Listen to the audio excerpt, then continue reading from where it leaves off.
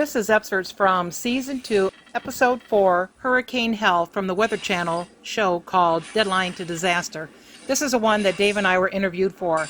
This is just a segment of it, so you can see how we participated in this show. As you recall, this all started from our video called An Hour of Terror. We're definitely the hurricane on a wall at this point. Isaias was intensifying upon landfall, and that's the worst case scenario. With houseboats, if you get the waves coming up, you can easily sink. Oh my God, please stop.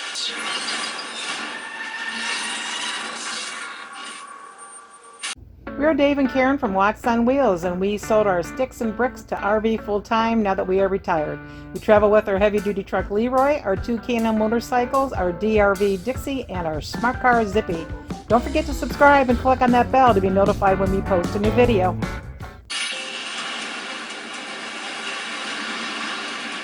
When we think of what makes hurricanes so deadly, we're kind of immediately drawn to, of course, extreme wind speeds and destructive storm surge.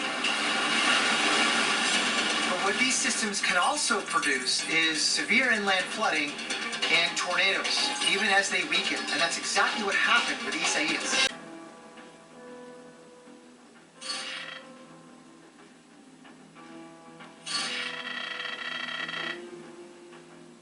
Sometimes the islands can beat up a hurricane, especially the high mountains and the high topography. In this case, this thing missed it enough to stay as a pretty decent tropical entity.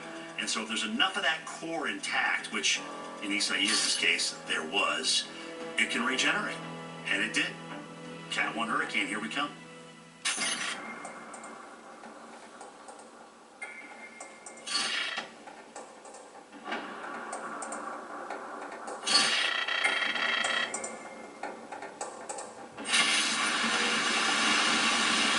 So here comes Isaias. It was really a true East Coast rider. The way that the trajectory was and the steering was, more importantly with this, was literally south to north.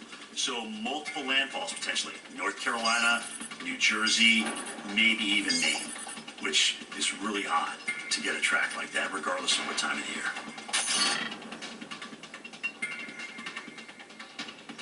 As Isaias moves northward past Georgia to North Carolina,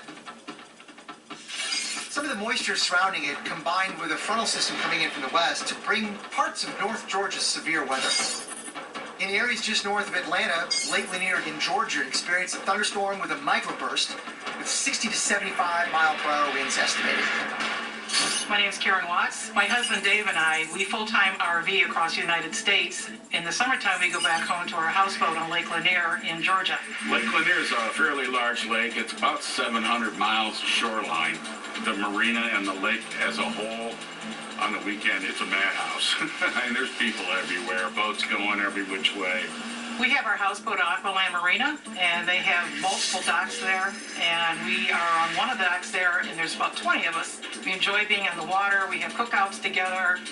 We have parties on the dock together. We all become very good friends, and we're kind of like family.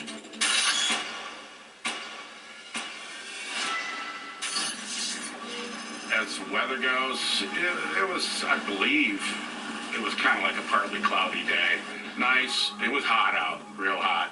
We did notice that there were a lot of other weather issues going on not too far from us, so we just kind of kept our eye on the weather. I went to the store, and as I left to go to the store, I saw some clouds building. The radio started doing its alert thing, and they were saying that there is a severe thunderstorm over Lake Lanier. And I said, oh boy, Karen's on the boat by herself, and yeah, let's see what happens.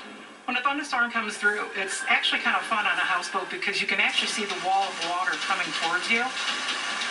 You could see the rain coming in, and then the rain started, and then the wind started picking up, and probably within about 10 minutes or so, the wind just nailed us. What's going on right now? Everything is just getting messed up big time. We've had wind gusts before up to like 40 miles per hour, no big deal. But this one, it was 80 to 90 and maybe even a little bit more than that.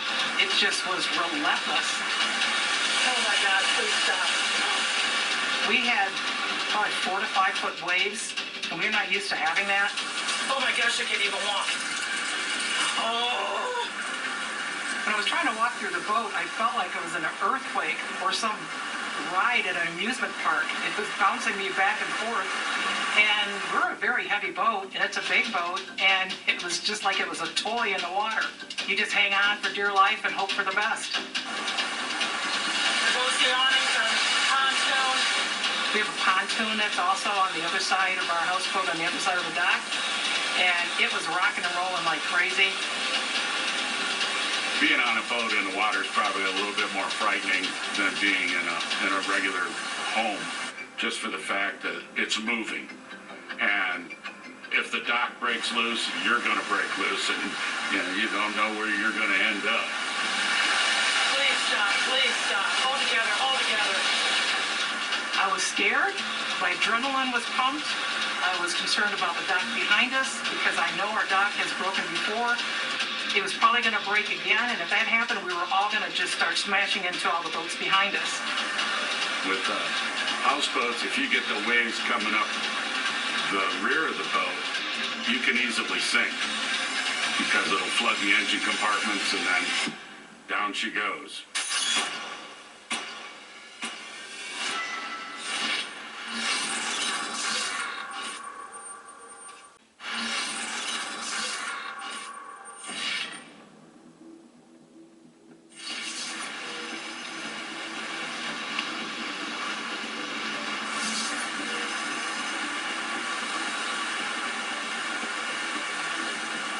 This was a storm that we had never seen in our entire life while we've been on Lake Lanier for almost 20 years.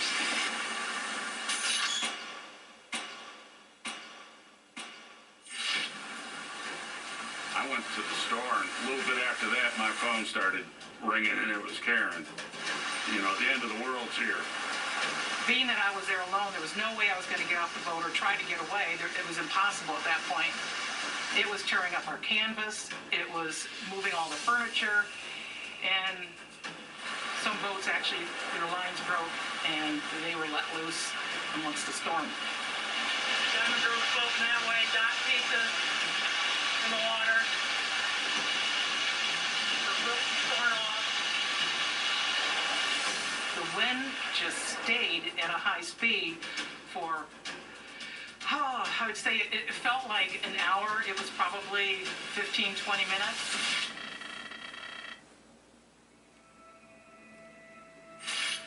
There was docks all tore up all over, twisted and bent. Boats on the dock, docks on the boat, boats sinking. We just started going up and down the dock, make sure all the boats that were still there were still tied down okay, retied some of them, checked on anybody else who was there, make sure everybody was okay. We decided we better assess our boat, and we went up on top, and we had some damage. We had lost some pillows, our furniture was moved all over the place, the chairs were all tipped over, but the boat itself was fine. It could have been really, really bad. Nobody died, nobody got hurt. You'd have to check online to see if you can see the entire show. I know DirecTV has it, and I believe Fubo.tv does as well. Thanks for watching this segment of Deadline to Disaster. Check out the links below for the original video and the aftermath video. In all, Isaias was responsible for over $1 billion worth of damage, over 36 tornadoes, and a dozen fatalities.